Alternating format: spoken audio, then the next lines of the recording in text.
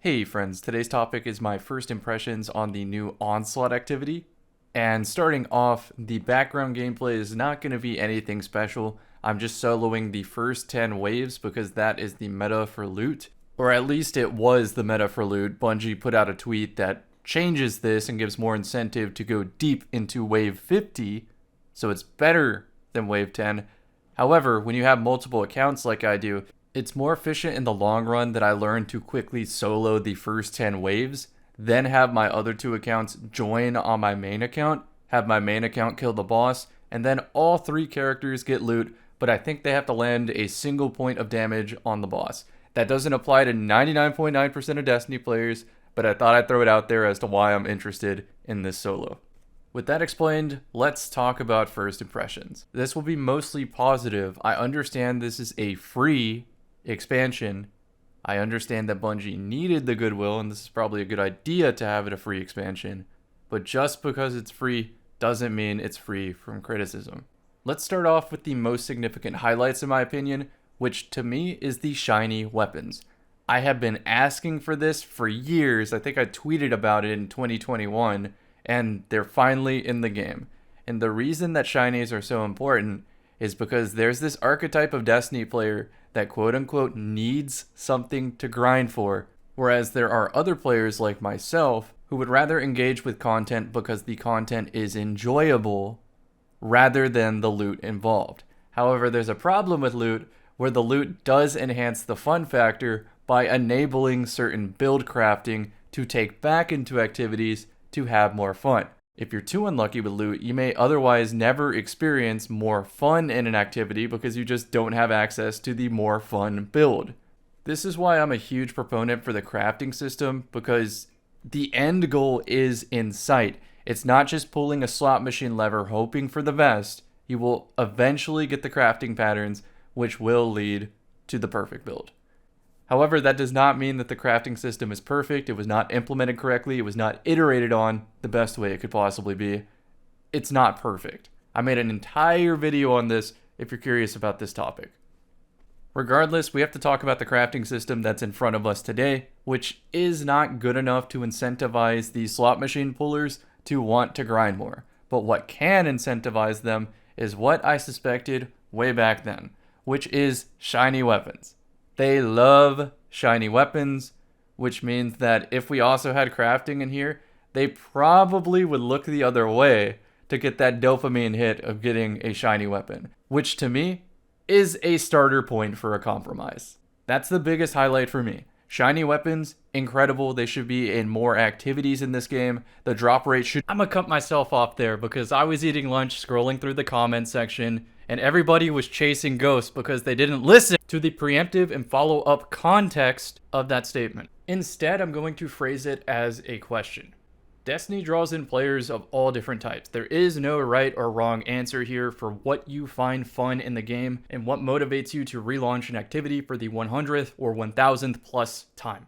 It is different for everybody. We have different skill levels, different time commitments, life states, etc.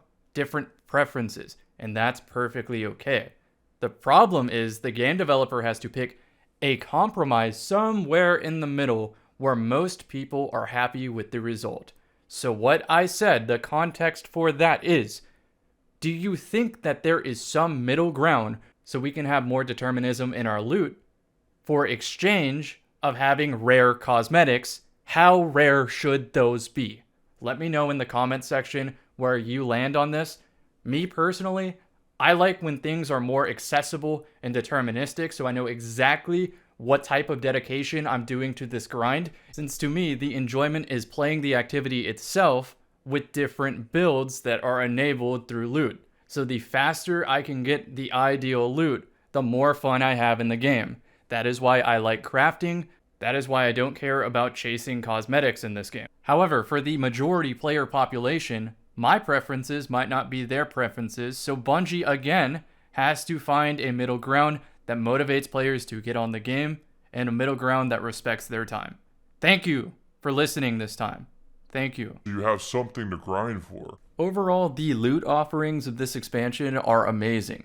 Honestly, power creeps a little bit more than I am comfortable with, but still really, really good weapons that I am going to go after at least some 3 and 4 out of 5s and call it there. If I accidentally get the 5 out of 5 before I'm bored, that's great.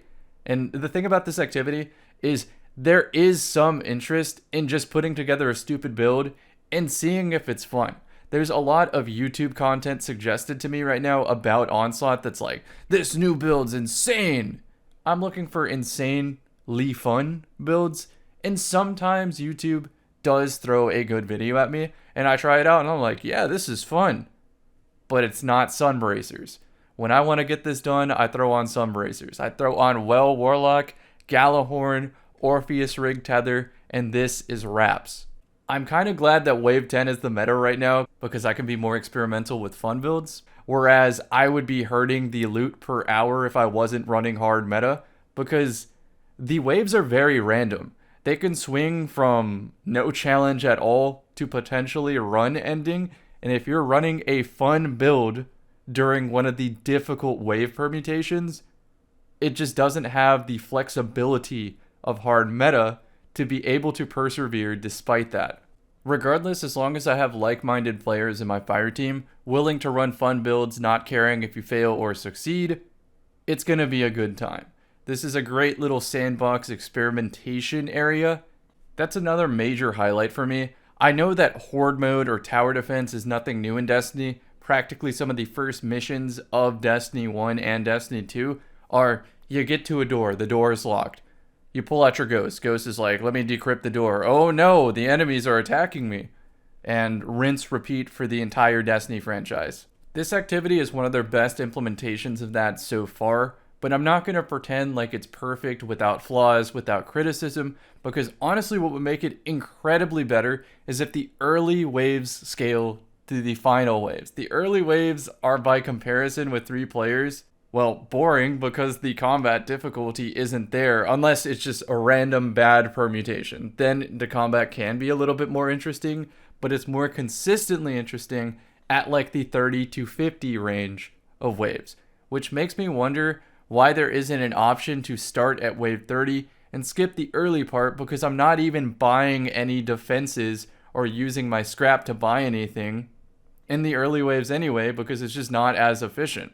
They're kind of useless because the combat difficulty isn't difficult. The beauty of tower defense in other games is that the early waves are difficult because you're weak and the enemies are slightly stronger.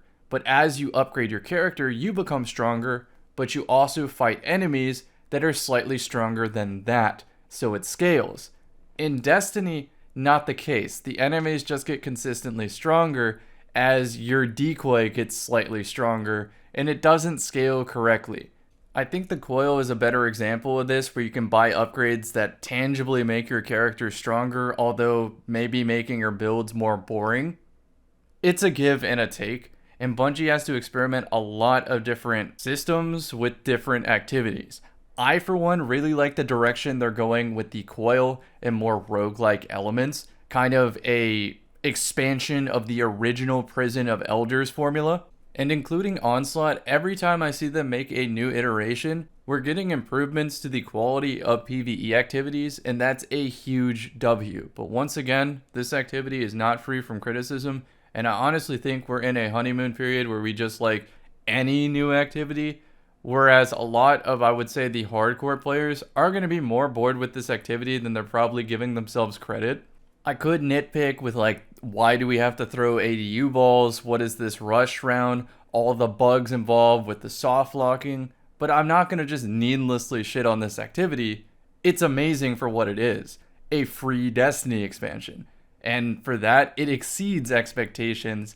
But assuming we paid for this, I would expect a lot more from a horde mode, as far as difficulty scaling, crafting, etc. So to recap my first impressions, the loot is strong, shinies are amazing, the scaling is bad in this activity. I wish there was an option to start at wave 30. Now to end the video, here I am waiting in the out of bounds area for a viewer to join, kill the boss, then we go to the chest with my free to play account.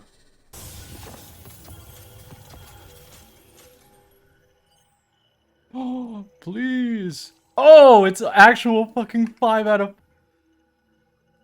Well, that's an easy vault cleaning.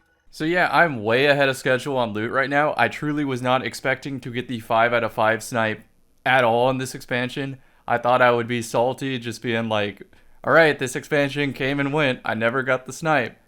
But now that kind of frees me up to play this activity with more fun builds, not really caring about success because I already got the thing I came here for. Not to say I don't want perfect Midnight Coups or Luna's House.